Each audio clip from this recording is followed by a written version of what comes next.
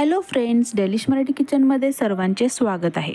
नवरात्रीचे दिवस आता सुरू होतील आणि उपवासाला कितीही पदार्थ करा आहे ते कमीच वाटतात। तर म्हणूनच मी तुम्हाला आज खास अशी रेसिपी घेऊन आलेली आहे, ते म्हणजे साबुदाण्याचे लाडू। तुम्ही बघू शकता किती सॉफ्ट लाडू झालेले आहेत आणि चवीलाही अप्रतिम लागतात। चला तर मग रेसिपीला सुरुवात करूया। तर इथे मी 1 वाटी साबुदाणा घेतलेला आहे। आपण ज्याची खिचडी करतो तो नॉर्मल साबुदाणा आपण घेतलेला आहे। परत अर्ध्या वाटीला थोडीशी कमी साखर घेतलेली आहे, 3 चमचे तूप आहे आणि थोडेसे ड्राय फ्रूट्स कट करून घेतलेले आहेत।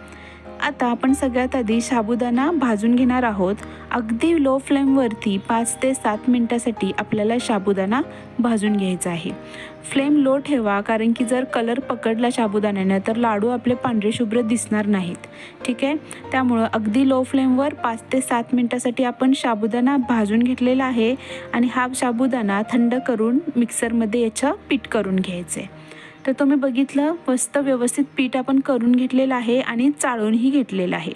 आता आपण याच्यामध्ये जे आपण मगाशी साखर घेतलेली तेही मी मिक्सरला फिरवून घेतलेली आहे आणि ही पिठी साखर याच्यामध्ये आपण घालून देऊ।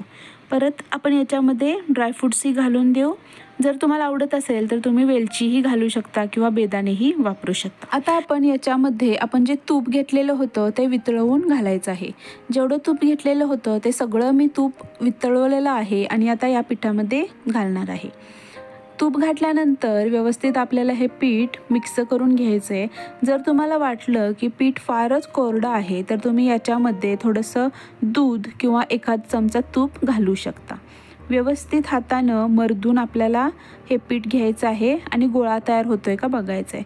तर तुम्ही बघितलं, व्यवस्थित गोळा आपला तयार होतोय। तर आता आपण लाडू वळायला घेऊयात। या प्रमाणामध्ये 5 ते 6 मीडियम आकाराचे लाडू तयार होतात। सगळ्या लाडूचा शेप एकसारखा यावा, आकार एकसारखा यावा म्हणून मी ह्या चमच्याचं माप घेतलेलं आहे आणि आता मी लाडू वळून घेते।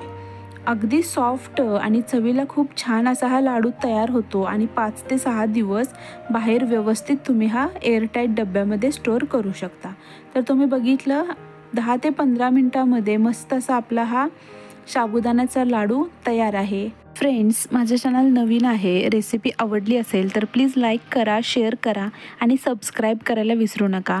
अशा बऱ्याच उपवासाच्या रेसिपीज माझ्या चॅनलवर अपलोड आहेत, प्लीज चेक करा। थँक्यू।